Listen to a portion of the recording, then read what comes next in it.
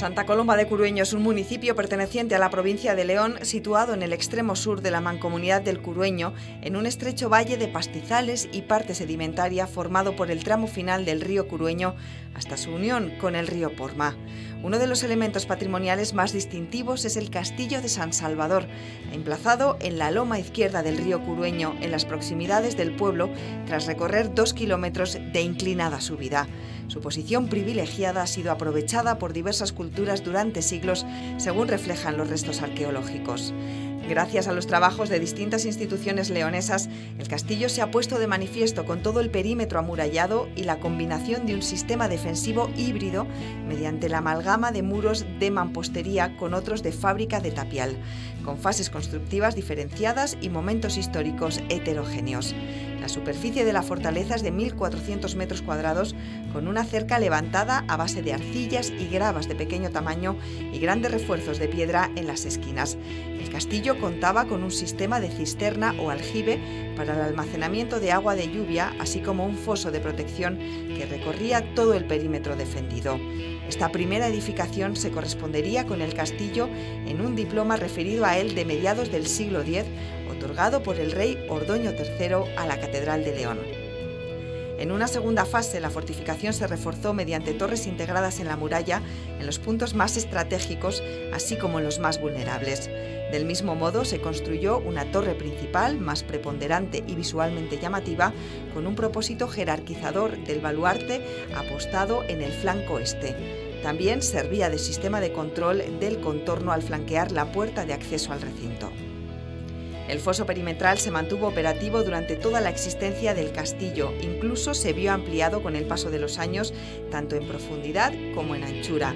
Estos afianzamientos del bastión responderían al poder feudal establecido en esta comarca, muy vinculado durante todo el proceso medieval a la Catedral de León. Con la continuación de los trabajos arqueológicos investigados por parte de los historiadores y programas de difusión científica como Rugidos, el León que queremos, conseguiremos los avances necesarios para poner en valor uno de los hallazgos más destacados en los últimos años en la provincia de León, como es el Castillo de San Salvador en la atractiva localidad de Santa Colomba de Curueño.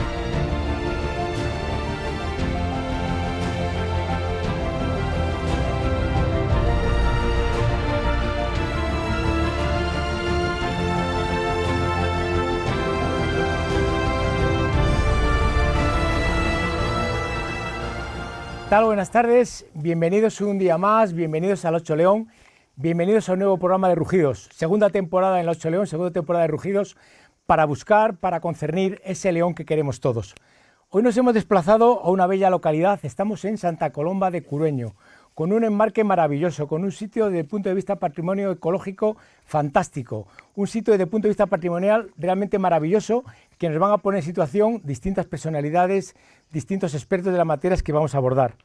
La justificación de habernos acercado hasta esta bella localidad es el hecho de poner en valor sobre todo el Castillo de San Salvador, un castillo que ha sido descubierto, o mejor dicho, redescubierto, porque en muchos medios de comunicación últimamente se ha hablado del castillo como descubrir, pero más bien creo que es hablar de redescubrir y poner en valor ese castillo que les comento.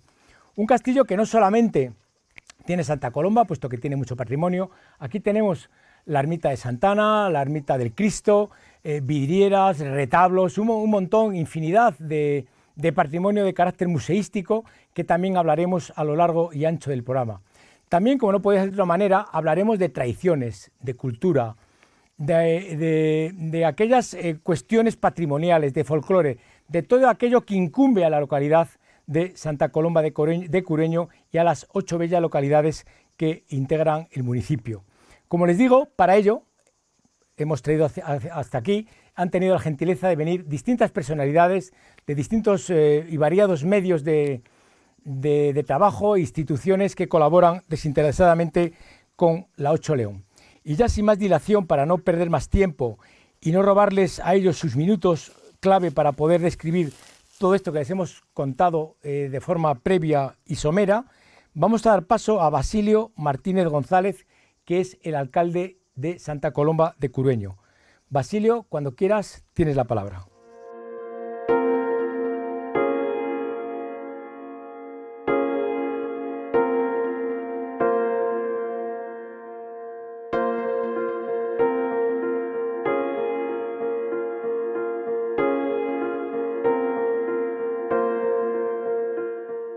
Buenas tardes. Es un placer poder hacer de introductor de embajadores, porque no cabe duda que todas las personas que nos estáis acompañando sois embajadores de esta tierra del Curueño tan preciosa, representada básicamente por el municipio. Pues sí, pero realmente el municipio sin los demás pueblos no sería nada.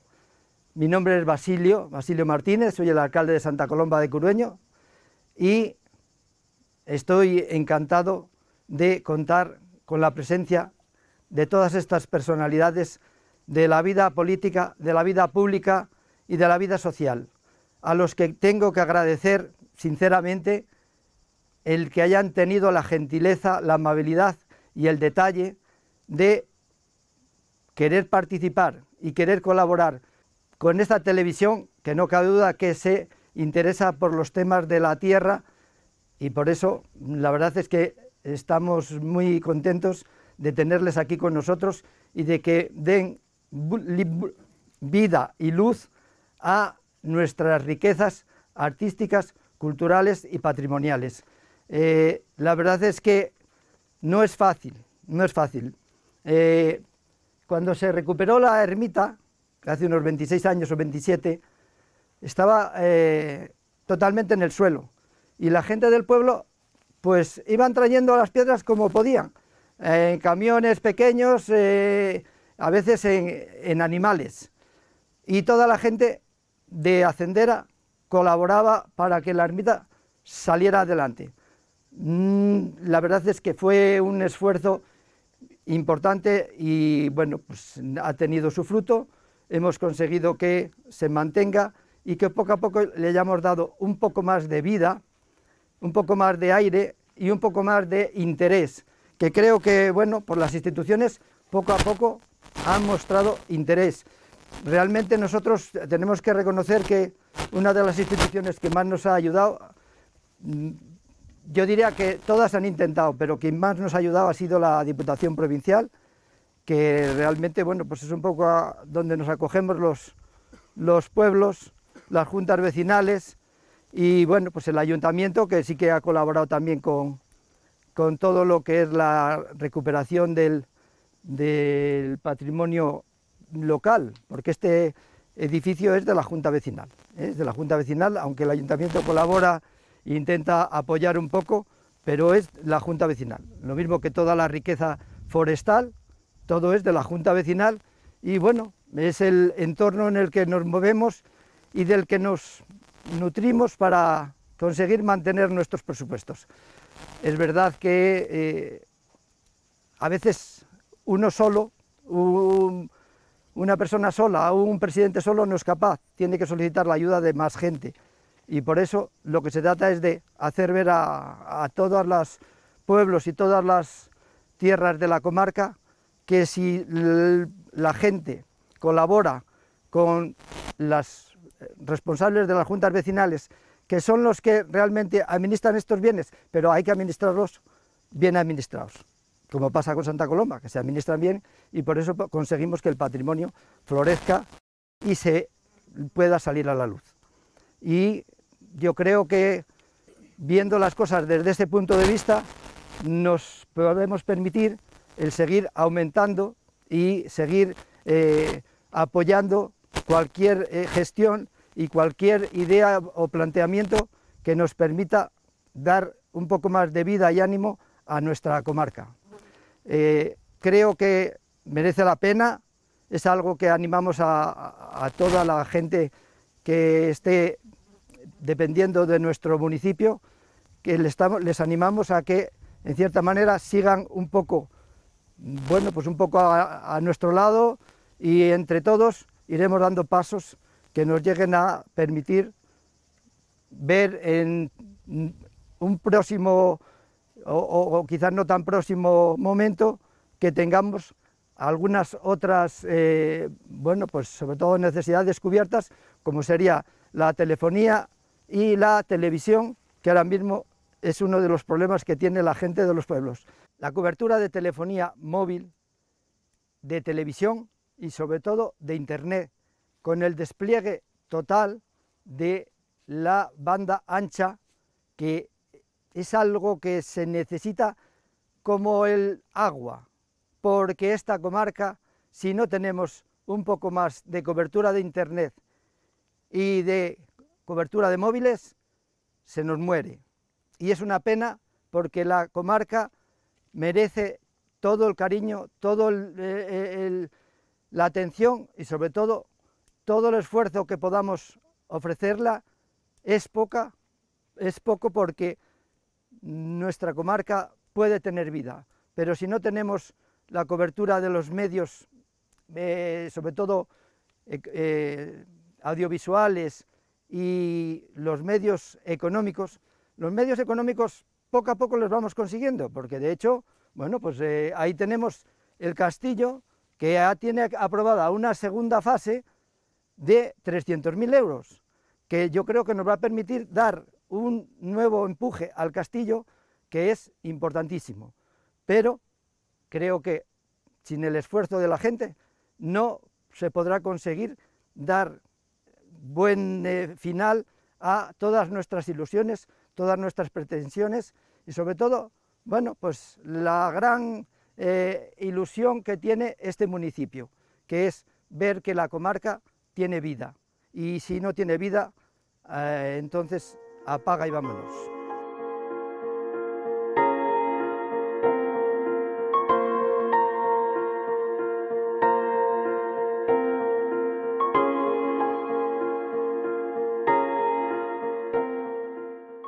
Bueno, muchas gracias a Basilio Martínez González, alcalde de Santa Coloma de Cureño. Hemos visto que tus palabras han sido pues muy reivindicativas, muy a la hora de solicitar ayuda a las instituciones públicas, puesto que, como bien manifestabas, sin la telefonía móvil, sin la posibilidad de ver canales audiovisuales, sin la posibilidad de incorporar esa tecnología a los nuevos municipios, de poco nos vale el castillo, de poco nos vale toda serie de conceptos patrimoniales si no podemos fomentar, si no podemos divulgar, si no podemos poner en valor todo ello. Muchísimas gracias por tu participación, por tu intervención y por acogernos de esa manera tan cariñosa como lo habéis hecho aquí en Santa Coloma de Cureño. Continuamos con nuestra ronda de intervenciones y a continuación vamos a dar paso a una persona muy importante dentro del programa de hoy, puesto que como historiador del arte, y cuando yo comenté este programa que íbamos a venir a grabar a Santa Coloma, hay que tener conocimiento y conciencia de que el tema de los castillos llama mucho la atención a la gente. Leyendas, mitologías, momentos épicos, momentos significativos, batallas, es decir, hay un cúmulo de circunstancias que los castillos resuenan en la cabeza de la gente y son bastante importantes y bastante relevantes a la hora de concebir este tipo de programas. En lo que nos concierne propiamente el castillo, estamos hablando de si realmente hubo una cronología del siglo IX, siglo X, veremos a ver qué pasa, veremos a ver qué nos cuenta nuestra arqueóloga de cabecera y nos pone en situación. Hay que valorar también si ese castillo, a lo largo de su cronología, de su extensa y dilatada trayectoria en los siglos IX, X, XI, hubo una serie de donaciones, como parece ser que sí las hubo, por parte del carácter regio, por parte de Ordoño III, Alfonso V, a distintos obispos, como el obispo Furilán, entre otros. Vamos a ver qué nos desvela esos restos arqueológicos, qué nos desvela la historia. Por otro lado, hay que tener en cuenta que los castillos eran una zona fortificada que servían de modo defensivo para la gente. Es decir, no solamente era un aditamento estético, un aditamento ornamental, sino que era un concepto de carácter defensivo y también de forma comunicativa con otro tipo de castillos. Por ejemplo, en el castillo de Aviado se comunicaban mediante unas señales de humos que transmitían esa serie de códigos, esa serie de señales por si había enemigos, por si había cualquier tipo de rebelión o había que darse más duramente todavía. Es decir, lo que quiero decir con todo esto es que los castillos, y en este caso este castillo, por supuesto también hay una leyenda también extendida, que fuera de micrófono he hablado con María y me dijo, bueno, vamos a dejarlo un poco latente por si era templario o no era templario. Vamos a ver si también María nos puede desvelar qué hay de todas estas circunstancias, trances, porque no hay que olvidar que el castillo en sí mismo es una fortificación, un muro de defensa y que también servía como fuente de ingresos, como fuente de participación, como mercado tradicional, etcétera, etcétera, etcétera. Pues bien, todas estas preguntas y muchas más van a ser desveladas por nuestra siguiente invitada, que es María Negredo García, arqueóloga de Patrimonio Inteligente, que ya verán ustedes cómo les gusta y cómo toda esta serie de preguntas nos las desvela de una manera muy concluyente. María, cuando quieras.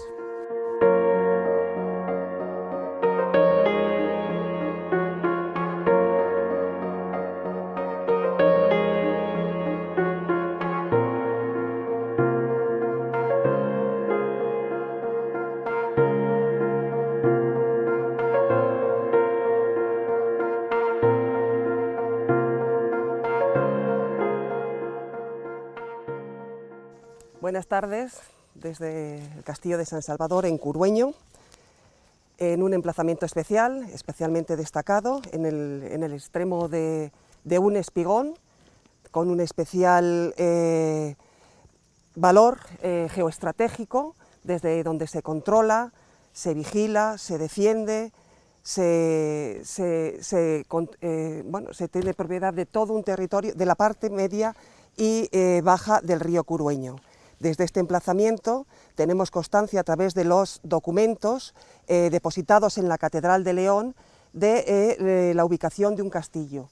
Los documentos empiezan, o el más antiguo del que tenemos constancia depositado en la catedral, es del año 927, una concesión de una infanta leonesa a la iglesia de la ciudad. La concesión se va renovando en el 951, en el 999 por los distintos reyes, y tenemos datos o referencias hasta finales del siglo XV. ¿Vale? En relación a los templarios, un tema legendario que tanto atrae, que tanto gusta, en principio y a día de hoy no tenemos la mínima constancia, ni documental ni material, de la existencia o la presencia de templarios en este emplazamiento. Es un tema muy recurrente, pero a día de hoy yo no lo puedo confirmar. Y en principio, pues los distintos investigadores e historiadores que han trabajado sobre el tema, tampoco. Nuestro trabajo, el trabajo que hicimos durante los años, durante la campaña del año 2020-2021 en el yacimiento, pues tuvimos que empezar por un proyecto ingente de desarbolado. Es un monte cerrado, denso, de encinas, de rebollo, de carrascas, donde prácticamente era imposible visualizar qué tipo de restos había en el emplazamiento. Se veían algunas coronaciones de muros, se veía el alineamiento de derrumbes, pero no era posible determinar hasta qué punto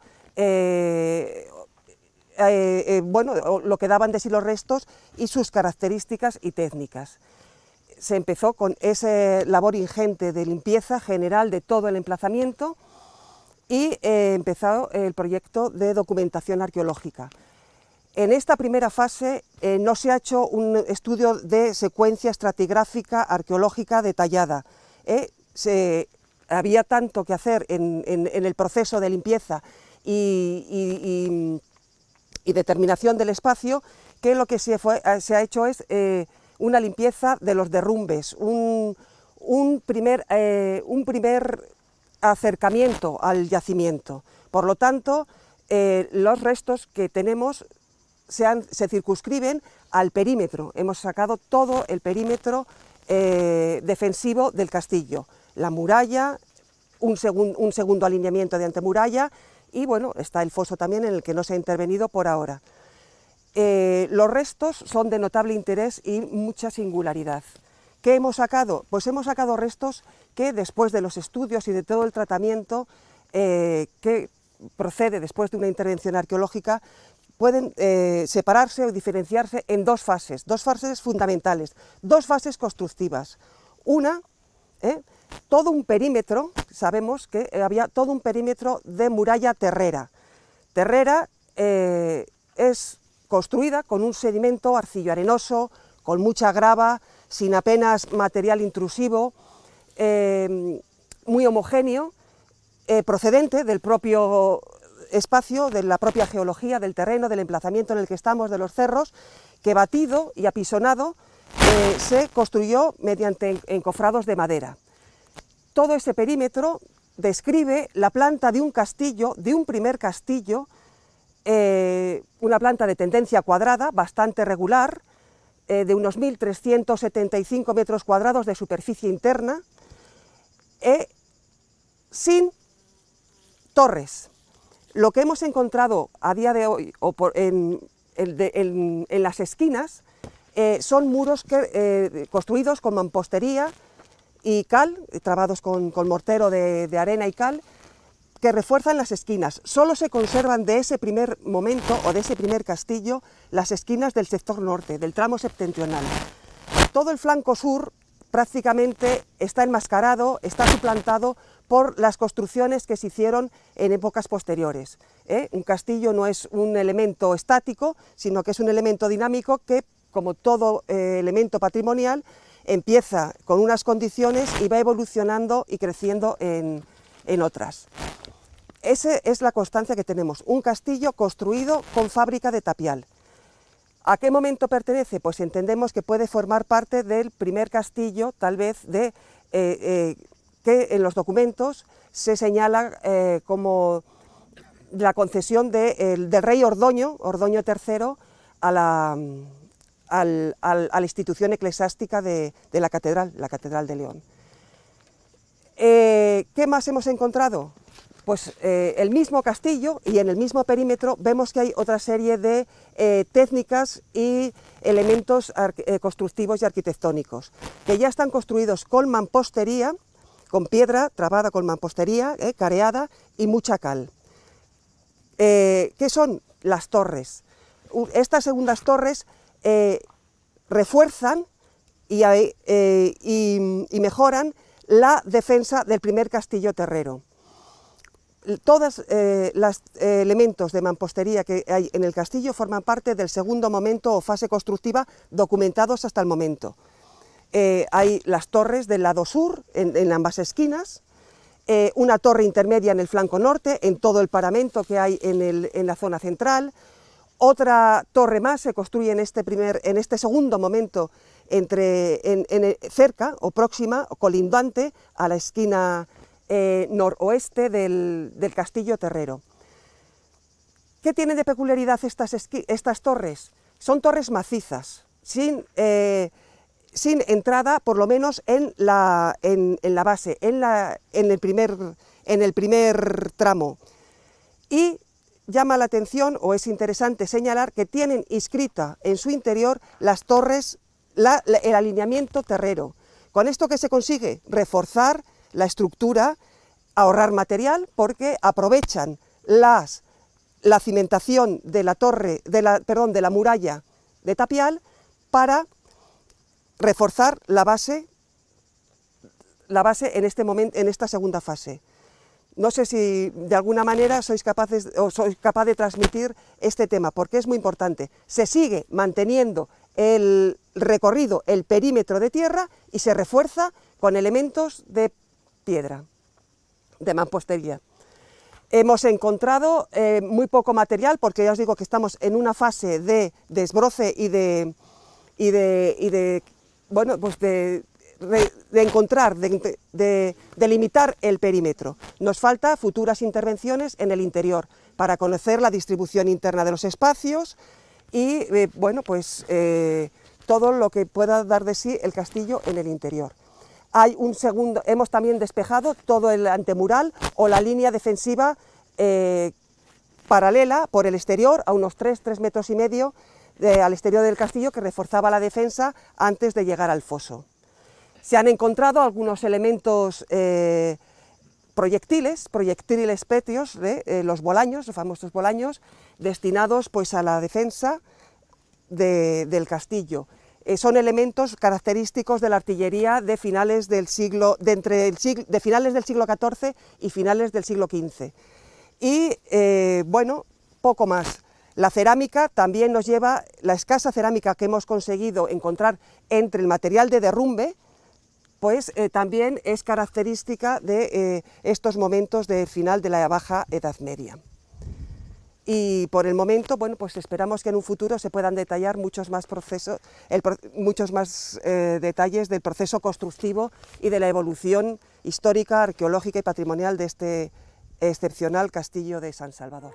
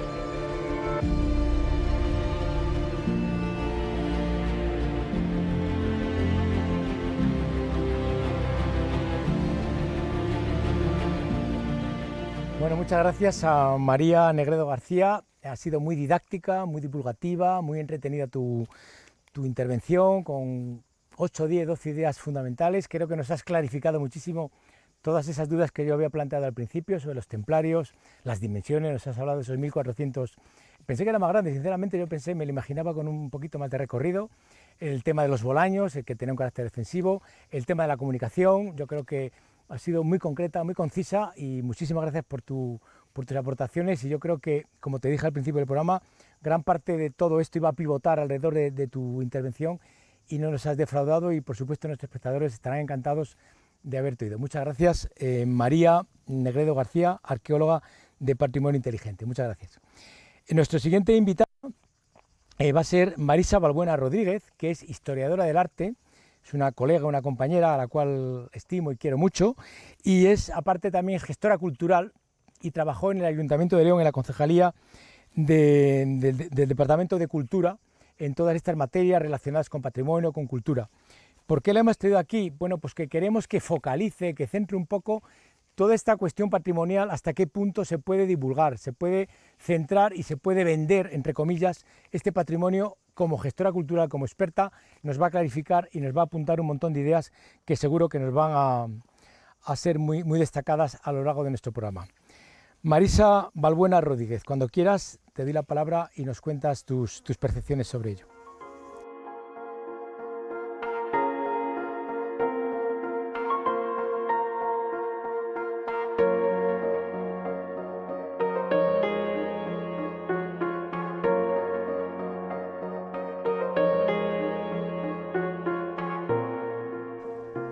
Bueno, buenas tardes a todos.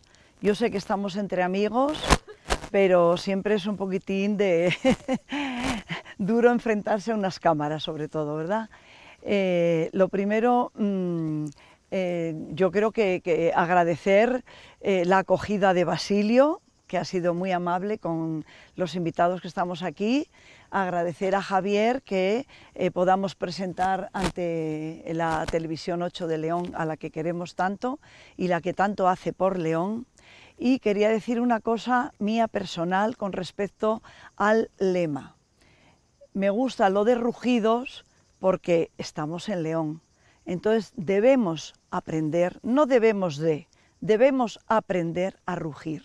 Debemos aprender a decir muy alto lo que tenemos y lo que valemos, y que se terminó ya toda la cantidad de gente que siempre ve pupas en todo. No, ¿vale? Y me gusta mucho y os doy la enhorabuena por el león que queremos.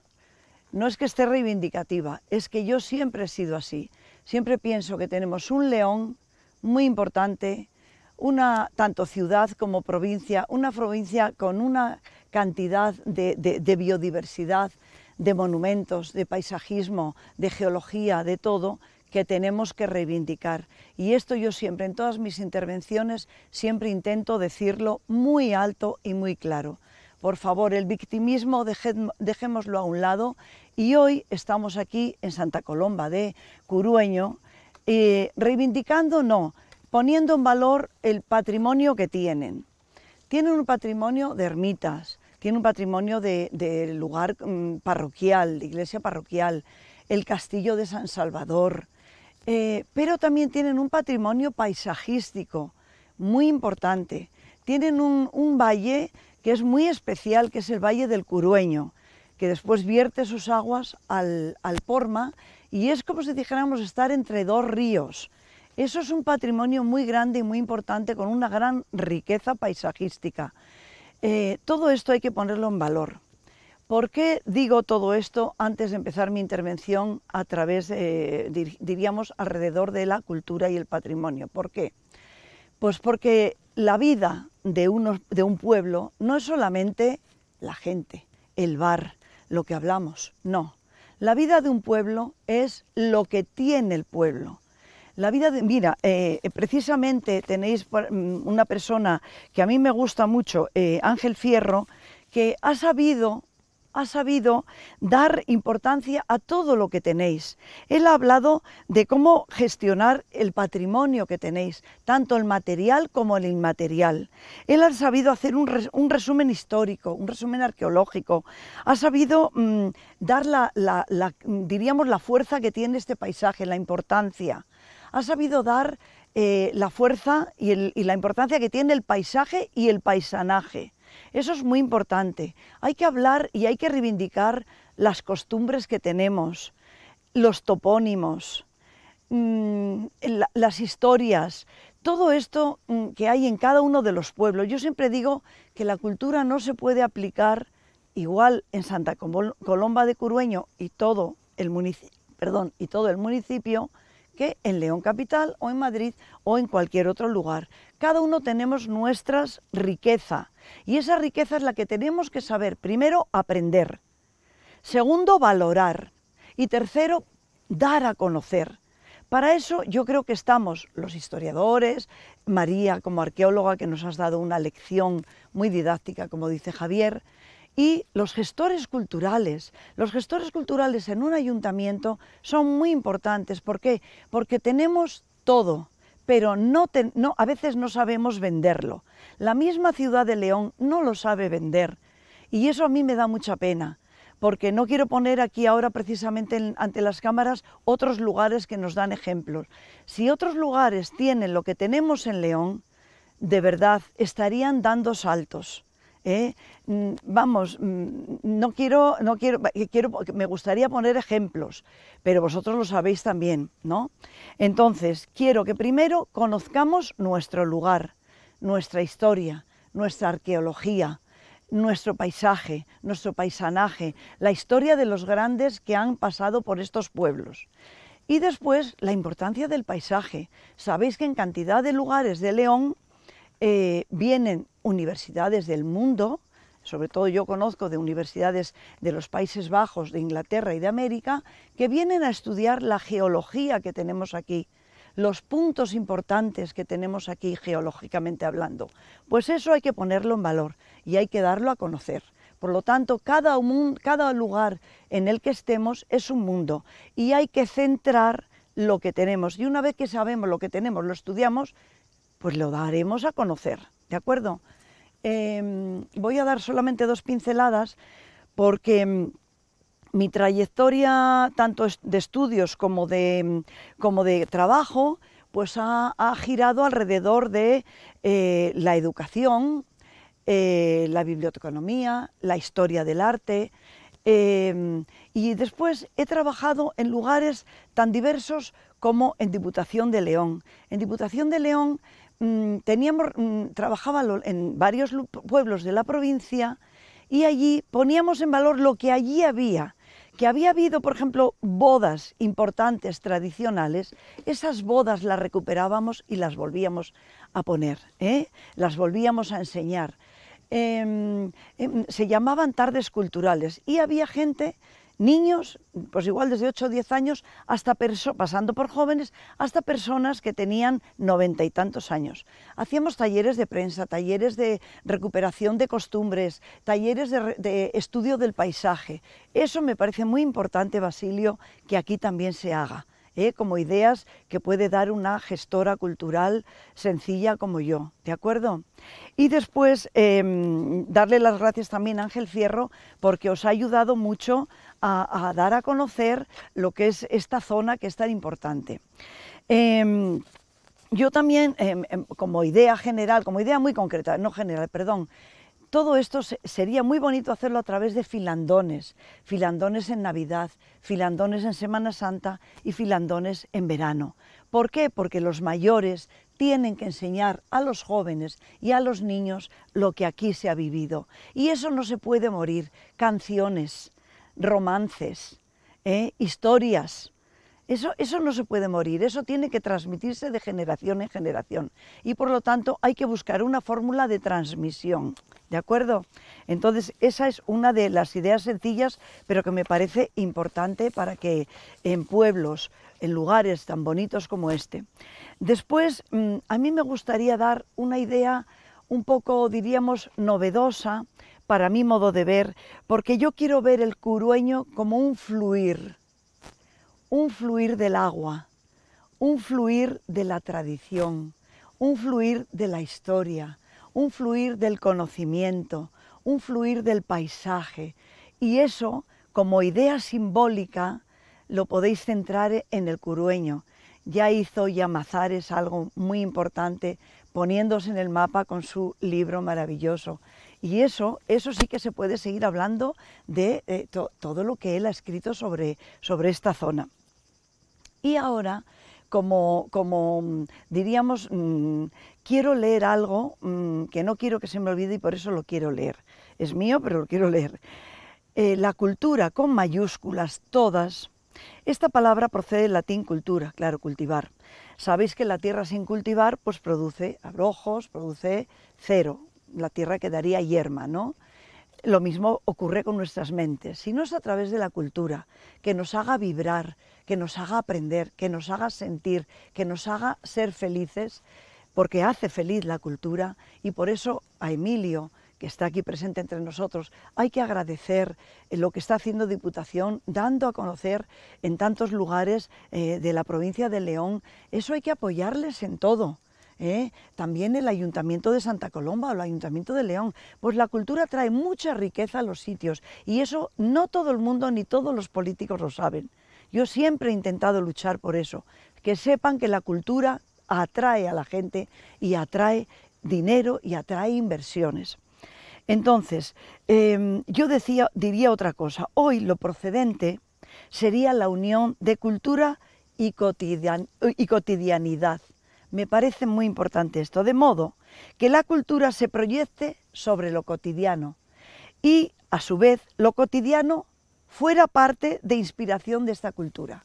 O sea, que la cultura no venga de ahí arriba, un concierto que viene no sé quién, no. Que la cultura proceda del suelo, de aquí, del patrimonio vuestro, de vuestras costumbres. Lo importante es que esa cultura parta de lo cotidiano, ¿de acuerdo? La cultura debe nacer de un deseo ilusionado y responsable por cuidar la casa de todos. Esto es de todos, no es de uno, ni del alcalde, ni nada. Es la casa de todos y lo tenemos que sentir así. Yo cuando viajo por ahí me gusta mucho estudiar y ver y tal, y bueno, observar. Y lo que observo en otros lugares es el respeto que se tiene por lo tuyo y la lucha que se tiene por lo tuyo. Ahí voy yo. El deseo ilusionado y responsable por cuidar la casa de todos, la de ayer, la de hoy y la de mañana.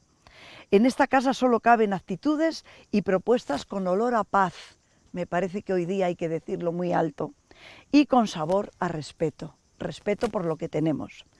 Paracelso, médico suizo del siglo XV, decía, y esto lo tengo que leer: el que no conoce nada, no ama nada.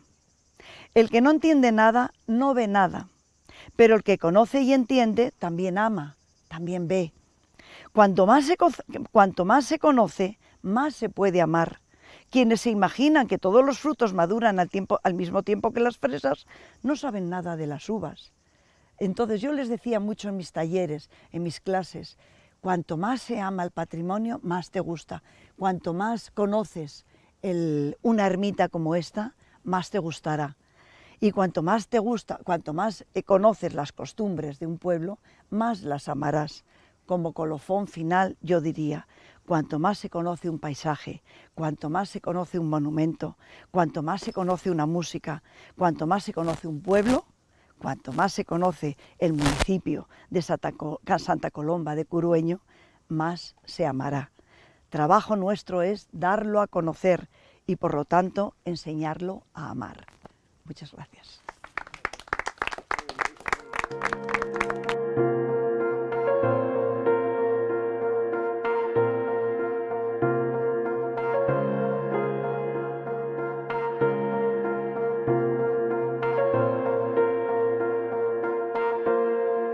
Bueno, Marisa, mira, yo llevo ya un bagaje amplio dentro de mis programas y mis cuestiones culturales y patrimoniales, y ese canto, esa oda, ese sentimiento tan profundo que has mostrado hacia la cultura, hacia el patrimonio, veo que te ha salido del corazón y te lo agradezco vamos, desde el alma, yo también, con muchísimo cariño, que yo creo que es lo que tenemos que hacer, conocer mejor los sitios. Has concluido tu alocución con que lo mejor es conocer los sitios, acercarnos a ellos para conocer el patrimonio, para quererlo. Y yo, como sé que lo dices de corazón, muchísimas gracias por tu valoración, muy entrañable, muy didáctica también, muy pedagógica, y yo creo que esto animará a los espectadores de la Ocho León para que acudan de una manera, pues eso, respetuosa, como tú también has mencionado, con cariño hacia los medios patrimoniales, culturales, ecológicos, que tanta diversidad tenemos en nuestra provincia de León. Muchísimas gracias. Marisa, tengo que leerte los cargos. Marisa Balbuena Rodríguez, historiadora del arte, colega y gestora cultural. Muchas gracias. Bueno, señoras y señores, y a todos ustedes, pues despedimos aquí esta primera parte en este entorno maravilloso, mágico. Castillo aquí a mi izquierda, aquí a 50 metros lo tenemos, y aquí tenemos la ermita de Santa Ana, que yo creo que es uno de los lugares más maravillosos que podemos encontrarnos en la provincia de León. Les esperamos en el próximo capítulo, el número 2 que haremos de Santa Colomba de Curueño. Que lo disfruten, que visiten el municipio y que descansen y que tengan buena tarde. Muchas gracias.